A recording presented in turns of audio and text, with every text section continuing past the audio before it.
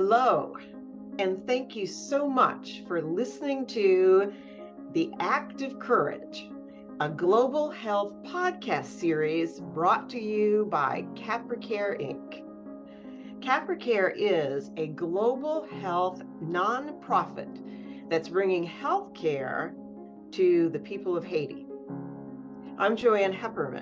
I am the International Service Chair of the Prospect Goshen Rotary Club located in Louisville, Kentucky. And I'm here with Jean-Pierre Louis, my co-host, as well as the founder and executive director of Capracare.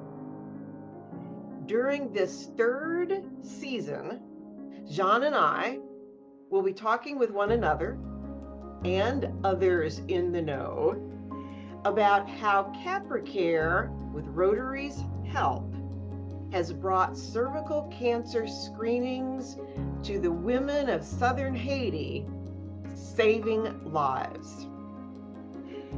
We'll talk about the journey. We'll talk about where we hope to go. We'll talk about where we are now.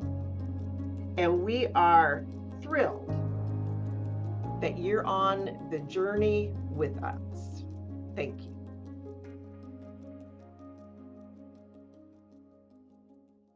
Welcome. Welcome to episode 3, which we have called The Highs and Lows of Adversity. So we have talked about how our story began. We have talked about the screening that we are doing in Haiti to screen women for cervical cancer and why we're doing it and why it works. And we talked about the importance of carrying on.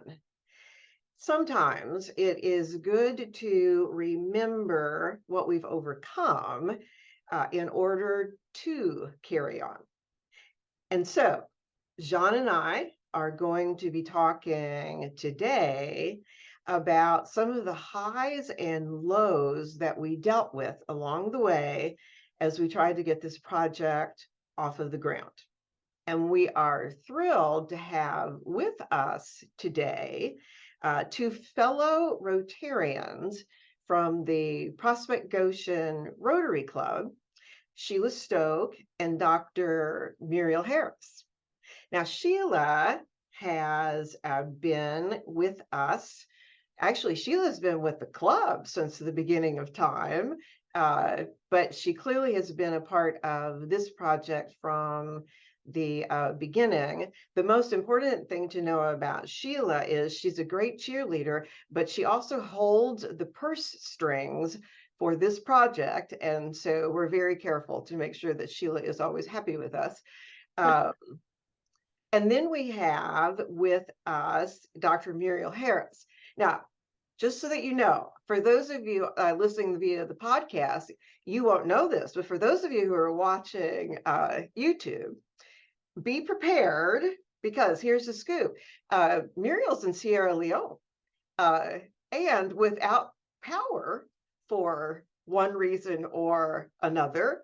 And through the magic of Muriel's mind, she's figured out how we can see her. But if the electricity comes on, it's going to get really, really bright, and you'll know what the problem is. But here's the deal: we work in Haiti. We know how to roll with the punches, and so we're moving ahead. Muriel and Sheila, we are thrilled to have you. We hope you're happy to be here. Yes, really happy to be here. Right. I was going to say, if you're not, don't tell us. So, great. All right. We are. They're both smiling, so they must be very happy to be here. Yep. Well, and we are, to be honest, we're thrilled whenever we have a chance to see Muriel. She's a member of our club, but she's in Sierra Leone, and so we're always happy when we get to see Muriel's smiling face. So this is where we are in our story, I think. It is January 2015. Our Rotary Club has met. We've met Jean. We did the whole group hug thing. Our club is committed to working with Capracare to help Capracare be able to implement screenings for cervical cancer for the women in Fonfrede. And there's good news. It's 2015, January 2015, and there's good news. The good news is that the Prospect Goshen Rotary Club actually is eligible to apply for a global grant from Rotary International. We call them RI. That's how you'll hear me refer to Rotary International from here on out. But we are eligible to apply for a global grant, which will make the funding of this project feasible. We because of the work that we did a year and a half earlier, and we talked earlier about the partner that didn't work out, but because of that work that we did with that particular partner, we actually know what it takes, or we have a sense of what it takes in the way of supplies and equipment in order to outfit the clinic. So we've got that in our hip pocket. We have JB Hale, who joined our club actually at the same time Muriel Harris did. What you need to know about Muriel, and what I didn't tell you, is Muriel has a doctorate in public health. She's a professor at the University of Louisville. And Muriel walked in the door of our club in September or October of 2014 at a time when we weren't quite sure that we had any of the necessary people in our club who could really help us on this project. And walking in right behind her is Dr. JB Hale, who is an OBGYN from our area, who also joined our club about the same time. JB is highly skilled in the use of doing see and treat screening for cervical cancer. So he can do the training. So Muriel knows how to put together, along with John, who also has a background in public health. They know how to put together the programs that are needed for education and outreach and data collection. Jean's got a facility in Fonfrede.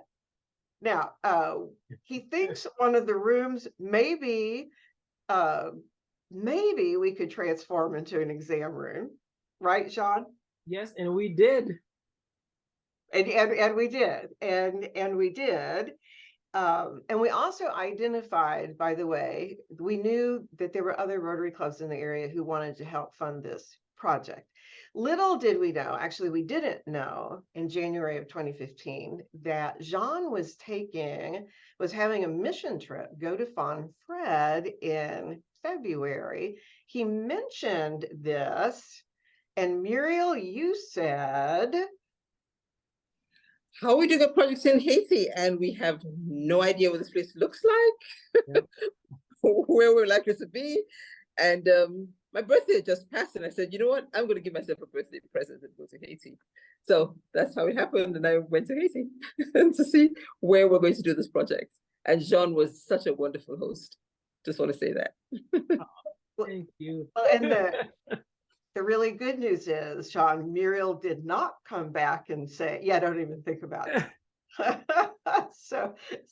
And you know what? It's funny how Muriel mentions that, because the idea was that we were going to go as a group, right?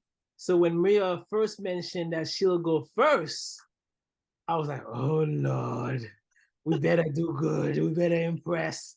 Because now she could come back and say, oh, this is not it. And then boom, you know, no project, right? Or she could come back and say, this is a great idea. Let's make it happen. So, because if the group goes first, there is no going back. We agree, we're going, it's going to happen, right? But the fact that Muriel jumped in and said, hey, let me go see what's going on and come back and tell the truth what's happening. It's like, now there's a little extra pressure. But yes, it was a great trip. We had a great time. And you are right. Muriel came back and she approved us. She approved us. That a couple of caveats here and there, but yes. I was going to say, there were qualms, but ever optimistic. We we proceeded ahead. So that actually was sort of exciting. The only thing that we really that we didn't have at the beginning, right up front, was what we call in Rotary world a host club. In order to get a global grant, Rotary International requires the international partner, which would have been us, to have a host partner, a club in the country where we are doing the work, who at a minimum would agree to provide advice and counsel for not only our club, but also the folks on the ground, and to sort of help us keep an eye on the folks on the ground. And so we had to have a host club. Jean, you were the only one in Haiti we knew. And so that became your job. And I have some connections. So immediately I started making phone calls. I had 3 people in mind. One of my friends is executive director of this organization that does a lot of community work in the greater Lake Kai area. They very well know. And then immediately I thought about my brother-in-law actually as well, who knows a bit about every little thing. So he can find it. If the information is basically in Lake Kai, he can find it. And it's from that part, it's from him and my friends searching to find connections, who knows who's and everything. And then he came back and said, your lawyer is actually in the club. He's a member of the club. I said, what? And then that's how we started to make the connections. Cool. And I don't know how hard it was. My sense is by midsummer, the Lakai Club had identified 3 people, which is the minimum. You have to have 3 people in the global grant. They had identified who they wanted to work with us. I know they were concerned early on because the Lakai Club is considered probably outside of Port-au-Prince, the premier Rotary Club in Haiti. And they were doing a lot of work for a lot of other people, but I think there were folks with medical backgrounds in the Lakai Club who were really interested in what we were trying to do. Yeah, they did. They did have a few doctors and nurses. In fact, my friend is a doctor who I initially taught about as well. So it was a good match. Great. At least we thought at the beginning, right? Well, in the beginning, in the middle, and the end, and yeah. Well, and you know what? Every relationship has bumps has bumps along the way. The next thing then, so we had the club. The next thing we had to have put in place was a memorandum of understanding among all the partners who had roles to play, and of course that would be the Lakai Club, the Prospect Goshen Club, and Capracare. Yeah. Somewhere along the line, yeah, we thought this would be a non-event because those are easy to do. Somewhere along the line, someone raised the issue about whether or not we needed the Minister of Health in Haiti to sign off on an MOU. I think we knew we wanted the Minister of Health to know what we were doing because we were going to be screening women. The doctors and nurses were going to be trained by us. The folks in Haiti need to know what we were doing. But I don't know who raised the issue as to whether or not they needed to sign off on the MOU. If the Lakai Club raised that issue or if you raised that, Jean, or maybe you, Muriel. I'm not sure who did. Jean isn't taking credit. Yeah, I'm not taking credit because I don't recall it, but from prior experience of doing other projects, I thought we would need the Ministry of Health to sign off on something like that, and it's probably because I was already connected with the mayor of Lake Kai too. Who actually happens to live in Fonfrede at that time. So I did meet with him. So it probably around those areas there that he probably, some kind of mentions happened, but yeah, so I don't recall that part, but along the line of many trials and tribulations, and in fact, finding, people's names pop up is probably how it came about. So how many months did it take before we finally gave up on the Minister of Health signing the MOU. It took a few months. What, like 7 months? I don't think it was that long, but I know a couple of months. It took Yeah, a couple of months and multiple meetings. yeah, because it was very challenging. In Haiti, that is the way it kind of worked. People, you cannot plan for things. Say, okay, 6 months down the line, a year down the line, right? So things can change from moment to moment. So my thing is, when you do work in Haiti, you have to expect the unexpected, and that way there's no pressure. Especially if you're working with a tight deadline or timeline. If you using those to do work in Haiti, then you might be setting yourself for disappointment, right? So, but it did take a few months of us going back and forth. They would have meetings, and then meeting would be canceled, or not enough people showed up for the meeting, so the meeting didn't happen. But we kept pressing, we kept pushing on. Well, and you kept moving up the line. I mean, we felt good. We felt good that we had actually talked with enough people that they knew what we were doing. It's just every person that you met, the next person that they said you needed to meet was the next person that you needed to meet, and then the next person that you needed to meet. And I don't think you ever did meet with the Minister of Health. I don't think we ever got there. Not initially. We met with him afterwards, which he loved the project, and it was a great idea. But initially we didn't need to meet with him, as we may have thought that we needed to. But later on we met. I met with him personally a couple of times thereafter, and then he loved the work. Now, what is interesting, Jean, you mentioned how sometimes folks get disappointed about how long it takes to get stuff done in Haiti. It was my job to keep the people convinced back in Kentucky that we were on track and life was good. Our president would every Thursday morning look to me and go, Jo Ann, any updates from our Haiti project? Sheila, do you remember what I said? No, but you really were a cheerleader. I said every time, yeah, there's no problems. It's going really good. Yeah. And what was really great was every meeting, if we had a visitor, she went through the whole project and exactly how we were going to do it and exactly how it was going to come out. Very, very vocal about it and kept us going. And every now and then, some of them would give us money too. Yeah. I might add.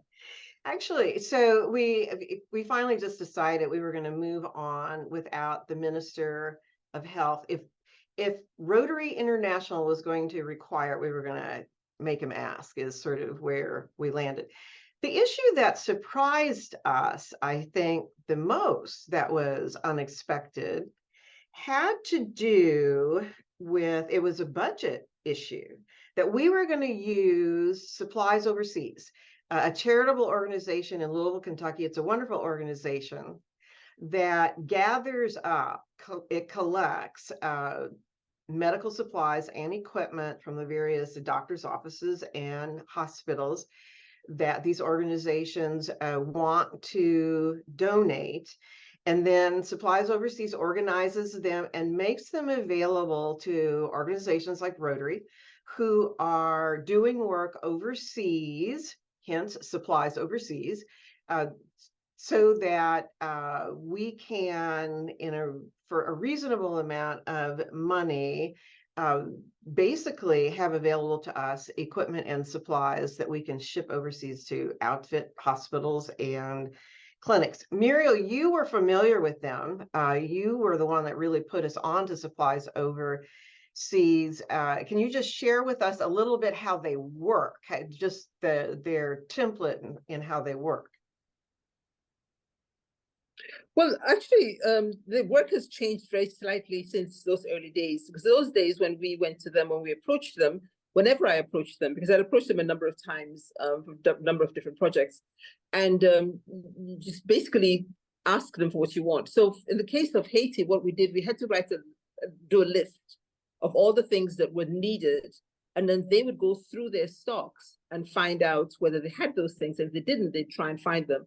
And basically identify one corner in the warehouse where they put everything that we wanted. And these things were collected over time. And this is what I understood about the way they worked, which is what I brought to Prospect Goshen, because I'd worked with them on another project for Sierra Leone, actually, incidentally. It was a hospice.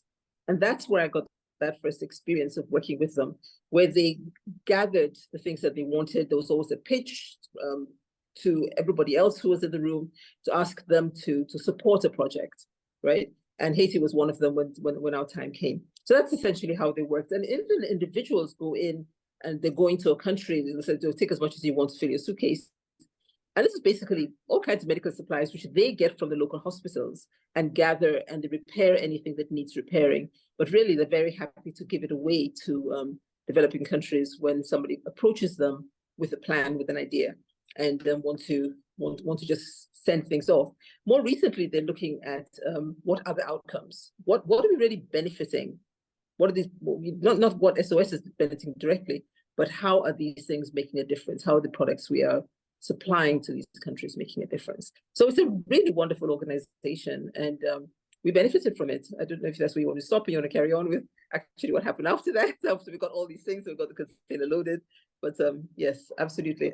I think that's where we started. That's how we got involved, and we were able to select things that we wanted from their stocks.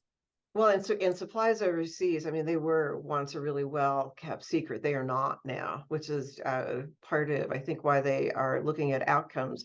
But from a budget point of view, I mean, what basically the organization that wanted the supplies would pay supplies overseas a flat fee based on the size of container that we wanted to fill. And of course, we picked the big container because why not? But it was this concept where we paid a flat fee for a whole bunch of stuff. And basically what we paid was a fraction of the cost of what we expected to ship. And the Haiti Rotary Club were concerned about that. I don't know, Jean, if they thought we weren't on the up and up, or supplies overseas wasn't on the up and up. Do you remember? Yeah, I mean, it's basically once they saw, I remember they asked us for the list of the items that we would be bringing in, and once they saw the list, then I think the idea came to their mind: why do they need all of these things? Now, mind you, yeah, it's a project where you don't need a whole lot of materials to implement, but because we were trying to outfit the facility into a clinic, this was our Capracare's first major project. So there are certain things that we need, things like chairs, things like tables, to office supplies beyond just the medical equipments. So when they saw all of those things, I think in their mind, they're thinking, what is this? And all of a sudden they asked us for a list of everything and costs and prices. And now it's like, okay, now things are about to get a little bit complicated. Well, and the value of what was going to go into that container, I'm just thinking about it, but it was like 8 times more than what we were paying, what we were going to pay. And, and so it took a couple of phone calls, and this was in the day before Zoom. And half of the people are speaking French Creole, and the other half are speaking English, and you, Jean, are translating. Just think back on what telephone conference calls, they're lovely things, where we can't see one another and we can't understand one another. But I think they finally got comfortable with us. They really hadn't. We had exchanged emails. Yes. That you translated as well, but they had never heard any of our voices, or I think they just got comfortable with you and us. And it makes sense, right? I have never met them face to face. They have never met me face to face. They've never met you face to face. And here we are, on an international phone call to Haiti. Hello, can you hear me? Hey, what you said, huh? Say it again. oh, I can't, all of those things are playing a factor, and then we try to decide on a major project here, right? So all of those things took some time, which is, which probably kind of made it like, who are these folks? What are they trying to do? Because a lot of projects in Haiti, people got hoodwinked in Haiti, right? We know about corruption. We know about people trying to, do deals and so forth. The people not being honest. So they were trying to do their due diligence as best as possible. And I guess they figured the more time they could buy, the more they get to learn about us, as opposed to go quickly and say yes to this project, yes, we'll sign up, yes, we'll do this, and the next thing you know, they're being burned.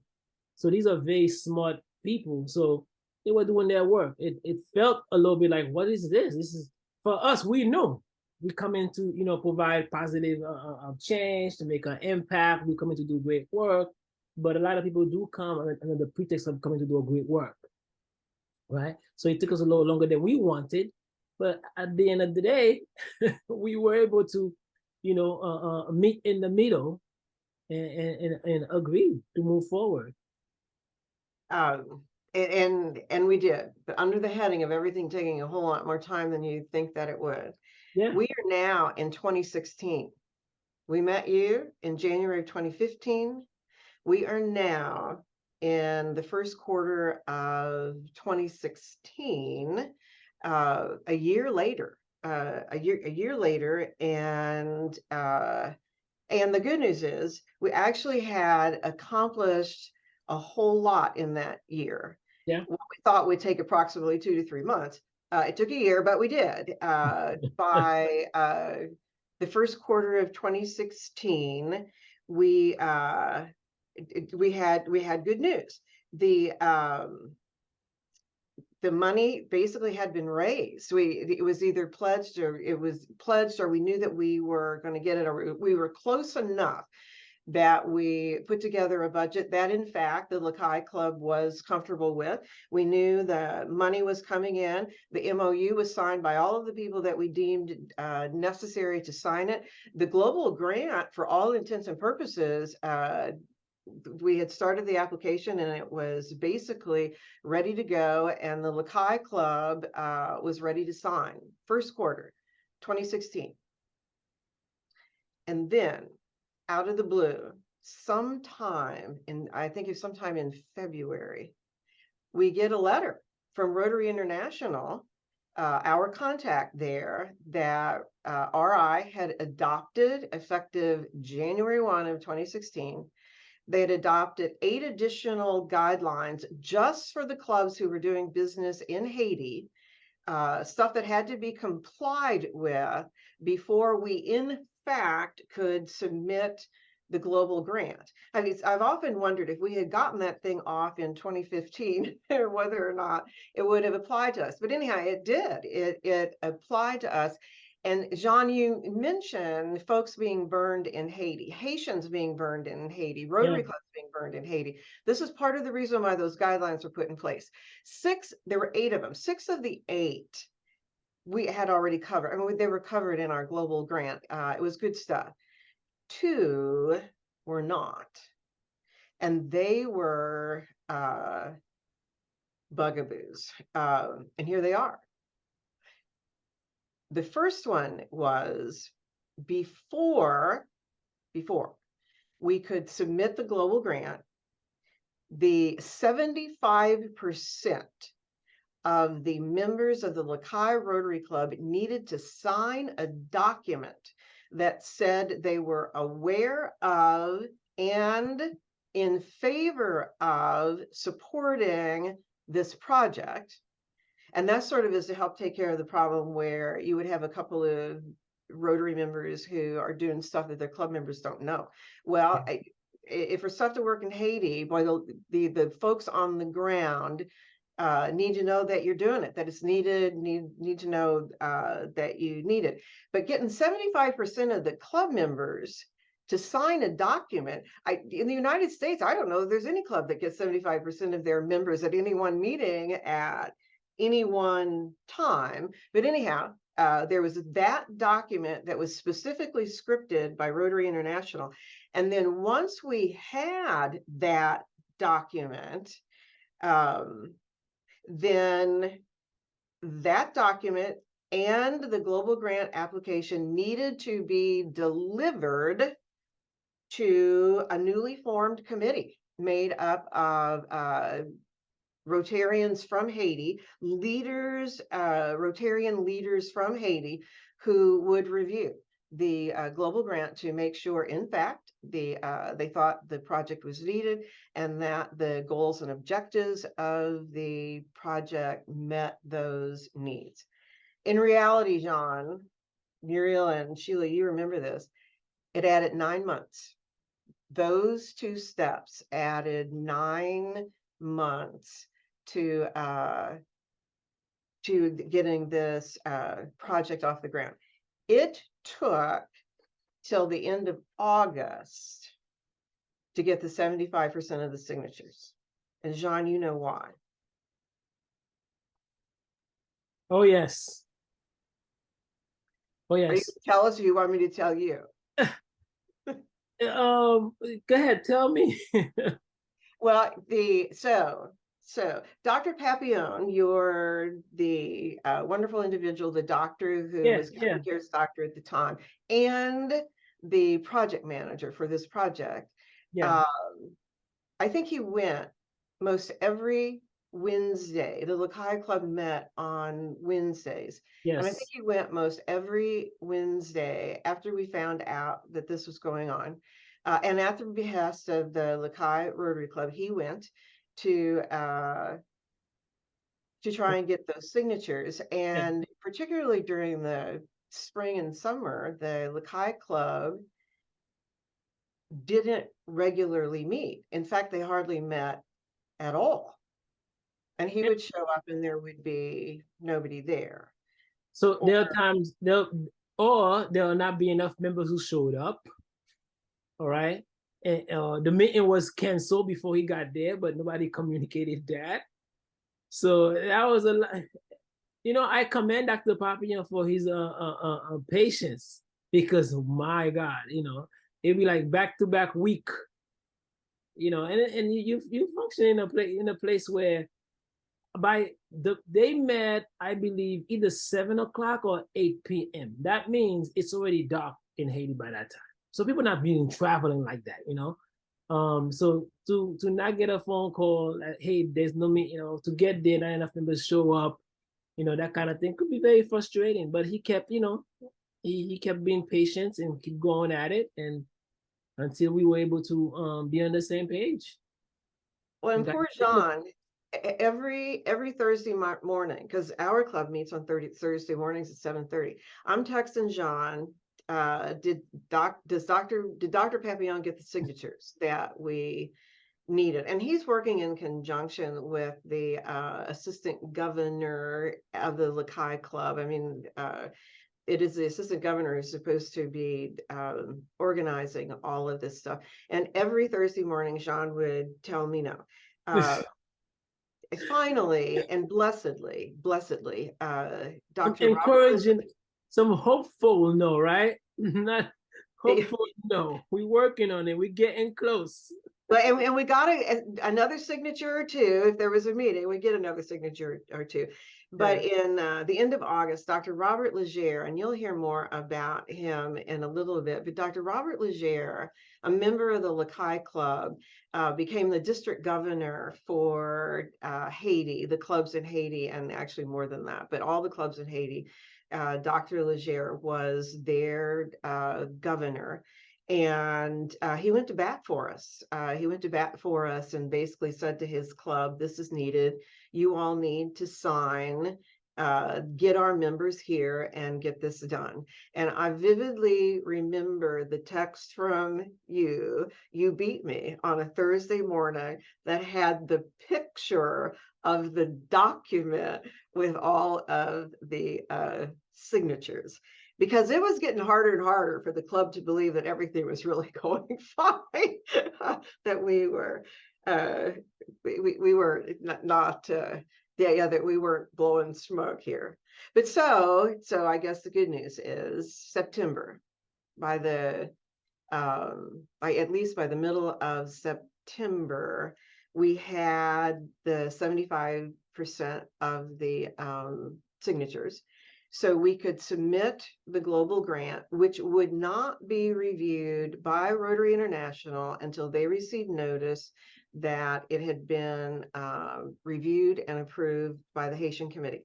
The assistant governor for the Haiti Club, who happened to be Dr. Leger's wife, which was very helpful, let's just say. She delivered the document with the 75% of the signatures and the global grant to that committee sometime late September, early October. And we think we're ready to go.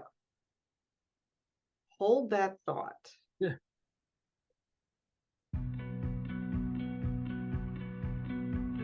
Capracare has a great dream to screen 25,000 women for cervical cancer.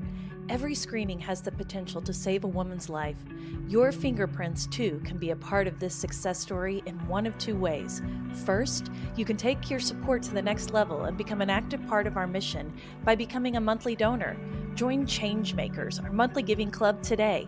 Visit capracare.org/changemakers to set up your donation. It's quick and impactful. The second way is you can contribute specifically to the Prospect Goshen Rotary Club's foundation to help fund the next cervical cancer global grant.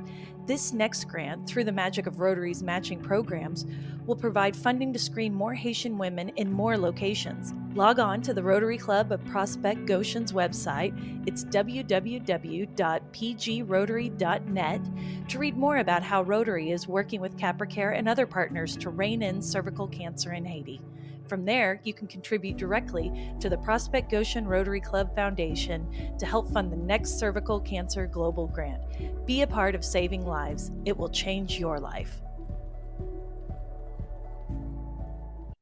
So early October, all we need is for the Haitian Committee to sign off on the grant and we'll be good to go.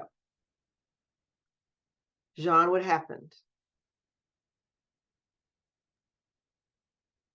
Well, we did get the signatures. No. Hurricane Matthew. So October 4th, the Hurricane Matthew, well, yeah, we did get the signatures, right? But October 4th, how they say, we got a monkey wrench thrown in our plan. So unexpectedly, we had a big Hurricane Matthew, happen in southern Haiti, and it was all hell break loose. People lose their homes, livestock, crops. It was devastating. So all of that happened, and it kind of changed our plan somewhat, but we made the adjustments still for the trip. Well, I remember you were sending us pictures.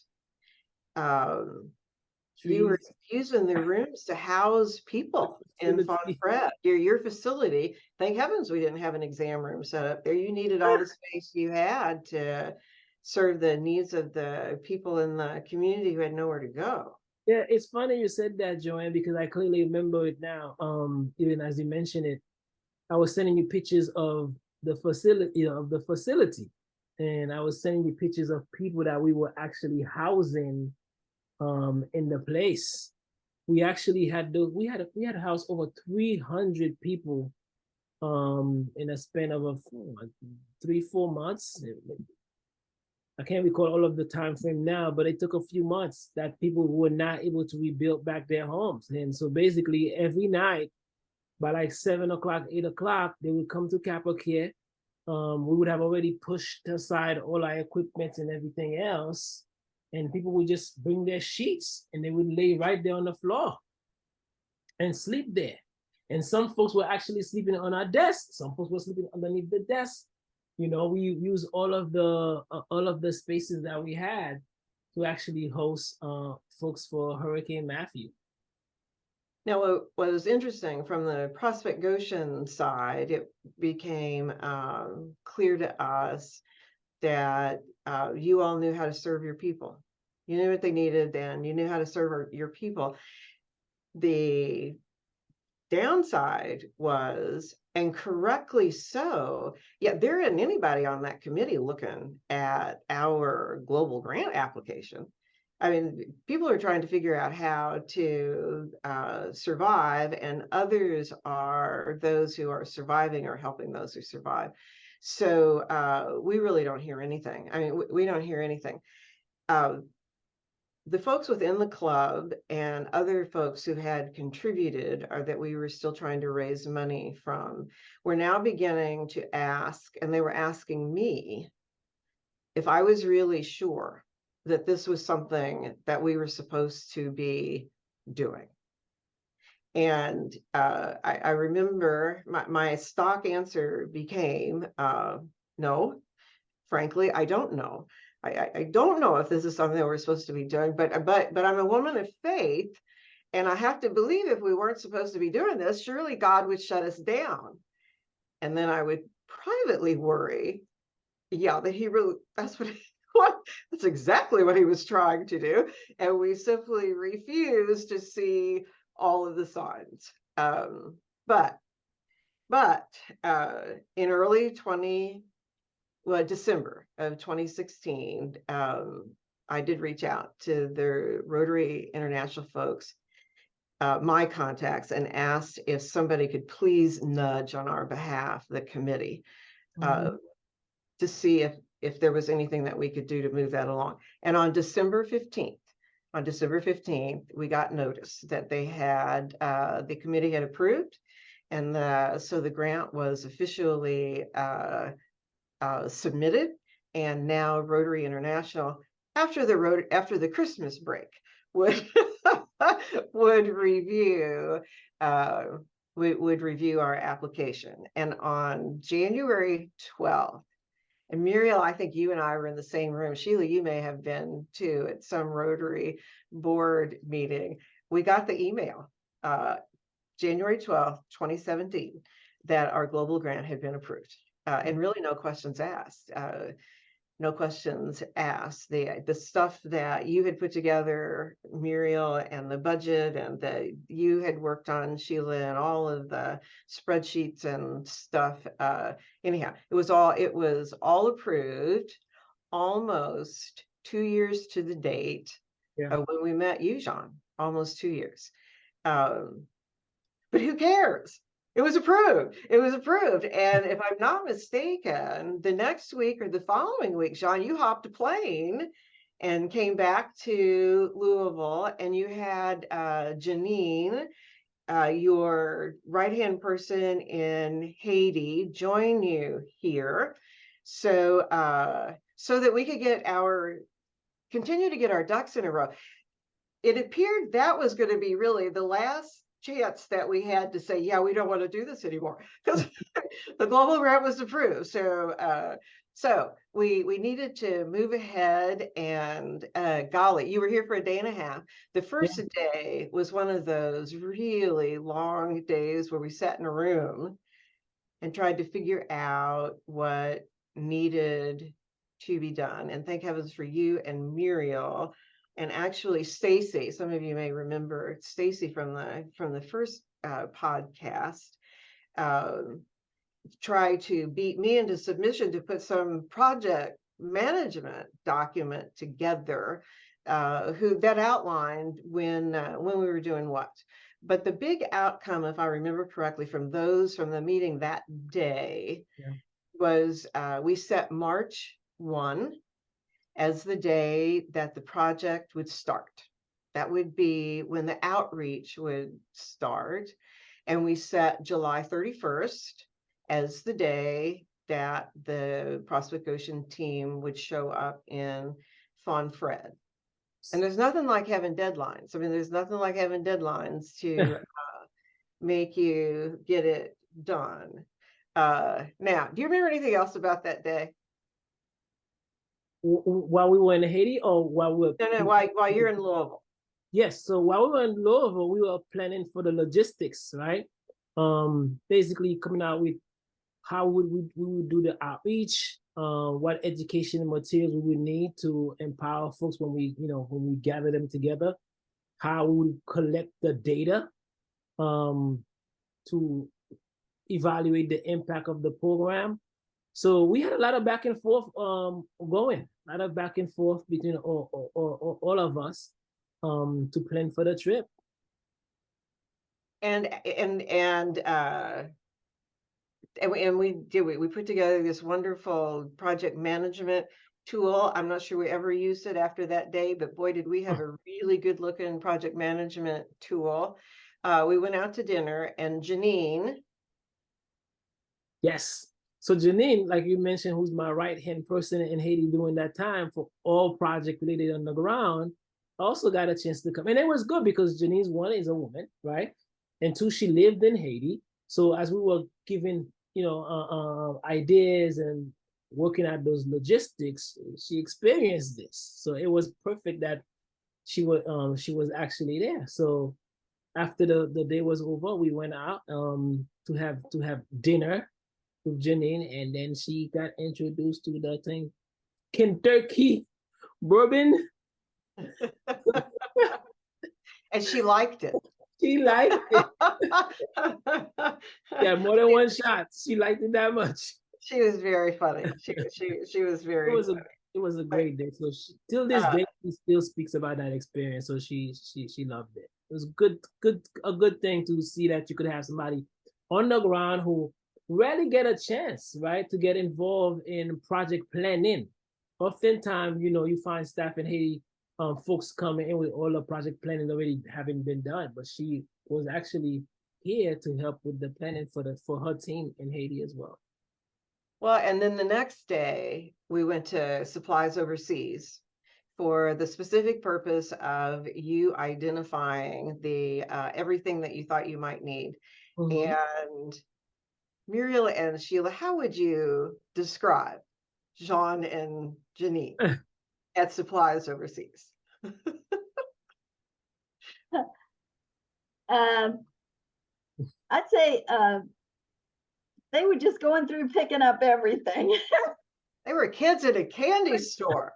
That's what you were. I'd say. Just having a great old time. Yeah, we need that. Yeah, we need this. I mean, you can imagine you had a 40-feet container, and you see all of these materials, and I think a lot of stuff in Janine's head, a lot of things started popping up because you have to remember this is 2016, right? And we had just 6 years prior, we had the Haiti earthquake. So there are people still recovering from the Haiti earthquake. So as we were seeing all of the materials that we also needed to implement the cervical cancer program, but we also have this big 40-feet container to fill up with materials, things that can benefit the community, that can benefit the people. So it was like a grab and go. So we saw crutches, yep, we need that. We know people who have broken legs. We saw wheelchairs, yep, we know people who could still use that. Tables, so chairs, supplies, and not only office table, but a table for medical examination as well. So we saw a lot of good things that just made our eyes lit up. So we were grabbing things and to fill up the container. And it's funny because even to this day that we are still using some of those materials, we are still using some of those supplies. In fact, when COVID hit, because we had so much supplies, we even had like N95 masks, gowns, things that we were able to use for our unrelieved bins. So it really, you hit the nail on the head. I was like, we were like kids in the candy store. So is the refrigerator and microwave still working? Yes, it does. Yes, it is. So we still have that refrigerator in the office, and the staff does use the microwave to heat up their food. So see, Muriel, Sheila, and I got good at this. Going down aisles, hey, Jean, there's a refrigerator here. You need a refrigerator. Hey, there's a microwave. You need a microwave. And the Capracare name, I think we may have been, the most excited crowd Supplies Overseas had ever seen in their facility. Anyway, it was good fun. It was good fun. We then sent you home. We sent you home. You and to me, this is when the hard work really began. Muriel, you and Jean worked to put together all of the documentation for the education, the outreach, the data collection. Jean, your team is on the ground in Haiti, are working to put their teams together to do the outreach and the data collection and the education. The question, coming to the truth of the matter, is for us, how well received will the program be? On March 1, when the outreach started and the education started a couple of weeks later, did you have any takers? Anybody willing to come? To the clinic? Well, to participate in the education and to be absolutely. No, absolutely. I mean, it wasn't did we had a lot of people. We had to, slow it down. So therefore we would not be over flooded with a crowd of people wanting to participate in this. That's what I remember. Muriel, I don't know if you remember those days or not, but the women were coming in. Absolutely, they were coming out in droves. And it became necessary actually to schedule folks for the education, and then you all are lining up folks who are willing to be part of the screening for the training. And boy, I mean, that was a hot ticket too. I mean, it was heartwarming. It was heartwarming for us.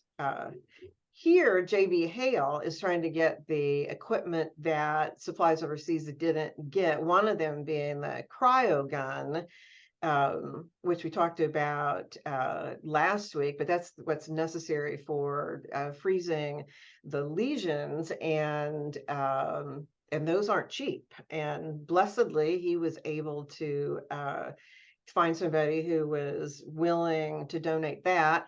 And we were discovering that there were some issues related to shipping. Supplies Overseas had not actually had a customer like us who had shipped into Haiti.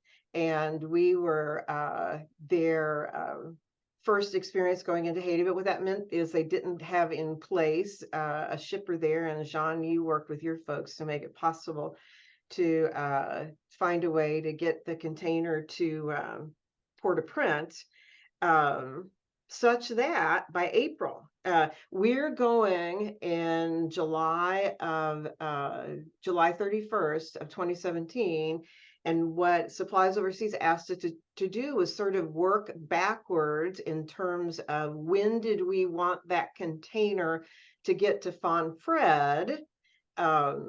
And we wanted it to get there in June, sometime in June, so it could be unloaded before we got there. And so the goal was to get to Port-au-Prince by May, middle of May.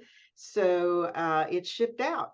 It shipped out the middle of April, and we were on track. I mean, we were on track. We were excited. We were excited. What could go wrong? What could go wrong? Expect the unexpected in Haiti. I don't remember. And Sheila and Muriel, or Jean, I don't know if you'll remember either. I don't know how we found out that we had a huge issue with customs in Port-au-Prince. I don't know if SOS, the Supplies Overseas people, were the ones who got the notice, and we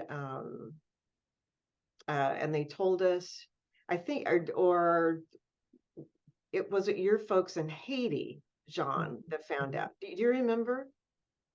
Yeah, it probably was Dr. Papillon, probably Dr. Papillon would find out pretty much through the different variety of the shipping company that had to actually unload or it on our behalf to sign off. And that's how I believe a hiccup came about where we could clear it.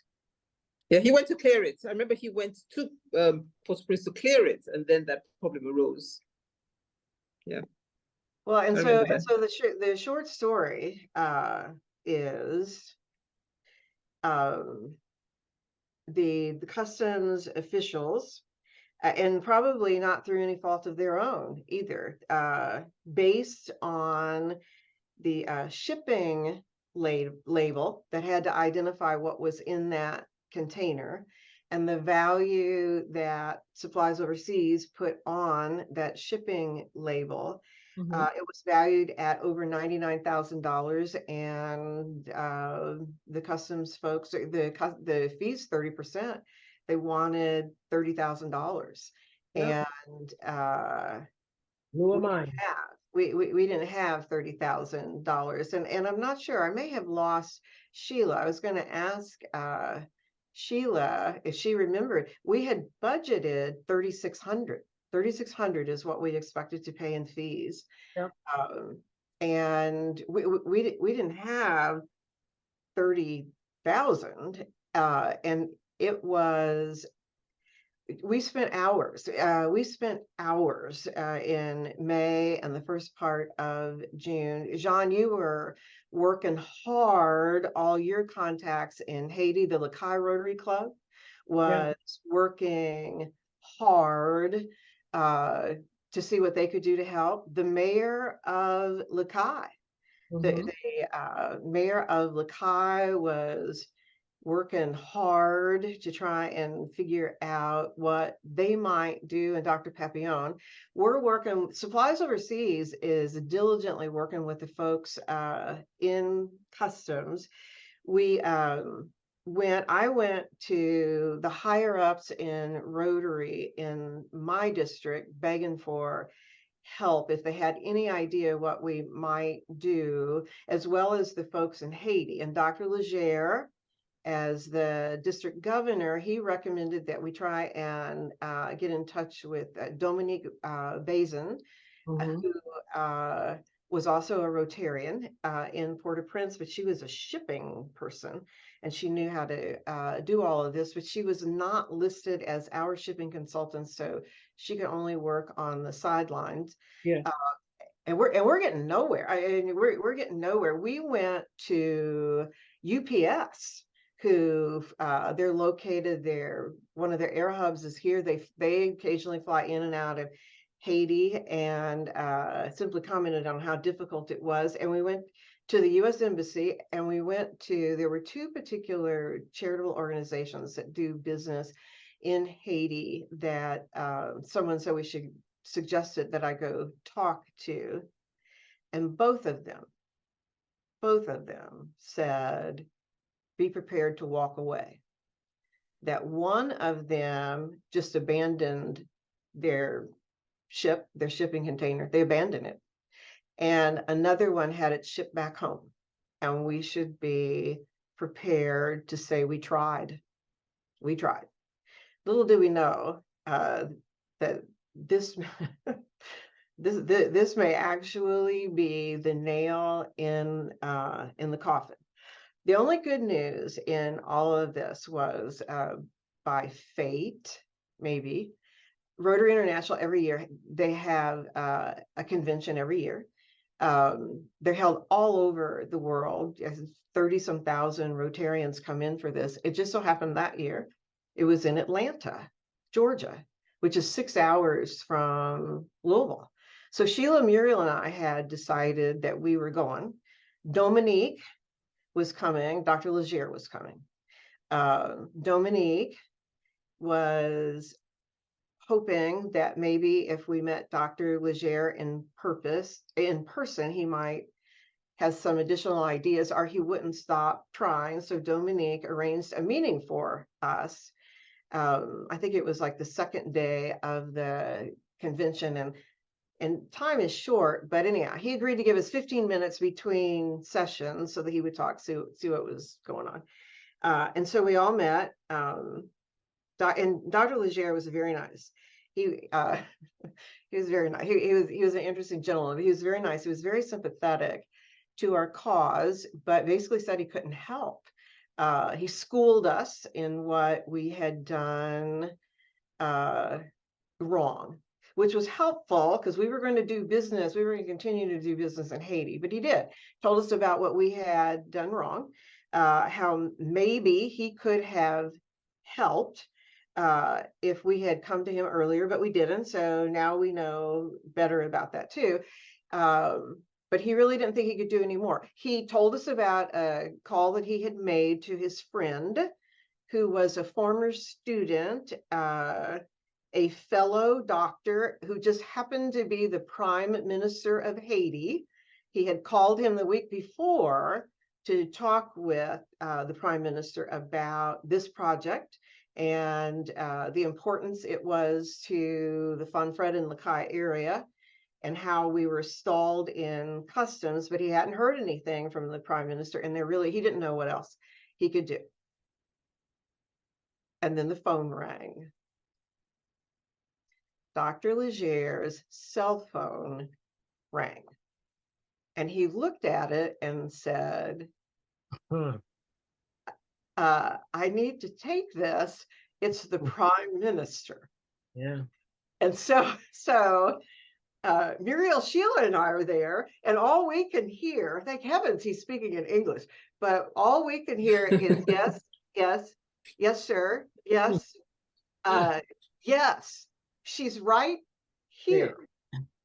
And then he handed his phone to Dominique and said to Dominique, the Prime Minister is going to help us. He knows what to do. He knows what he needs you to do, Dominique, to make it possible for him to help us, and he wants to talk to you.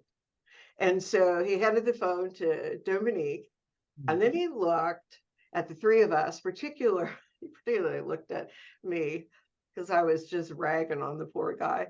He looked at me and he said, Jo Ann, you do know what just happened here.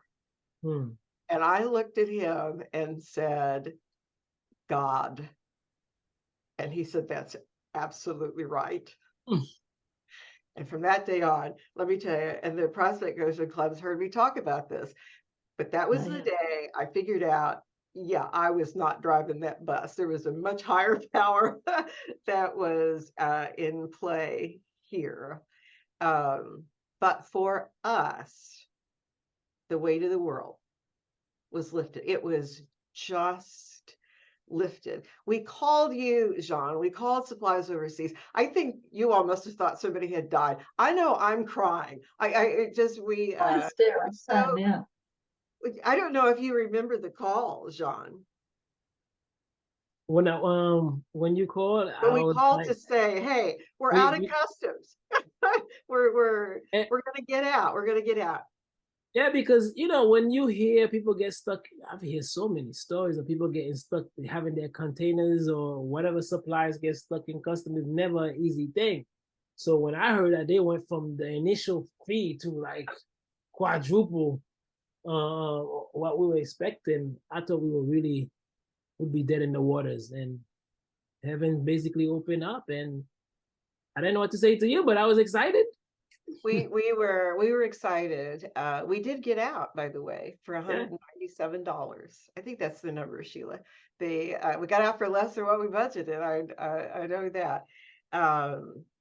And the rest of that day, actually the rest of the week, the rest of the month was a blur. But I remember looking at Sheila that day and said, I'm going to go drinking. And Sheila said, well, I've got something coming up. Nope, I'm going drinking too. And Muriel goes, I'm going drinking too. Now, thank heavens, it's 3:00 in the afternoon. It could have been 10 in the morning. I'm not sure we wouldn't have gone drinking at 10 o'clock. We would have. It was the weight of the world, the weight of the world. And we did have in June and July some starts and stops, but unrelated to not being able to pay the customs guys. But that container did arrive in Fonfrede on Friday, July 28th, 2 days before we showed up in Fonfrede on the 31st. Unbelievable. Amazing. Now, my question to our listeners and viewers, do you want to know what happened next? Listen to episode 4 and we'll tell you. We hope to see you there. Absolutely. That's awesome. Awesome. Awesome. Let your fingerprints be a part of this success story. Log on to Capracare's website at www.capracare.org/changemakers or go to the Prospect Goshen's Rotary Club website at www.pgrotary.net to donate today. Together we will save lives. You can also help Capracare's mission by subscribing to this podcast and leaving a rating and review. Thank you for growing our listening community.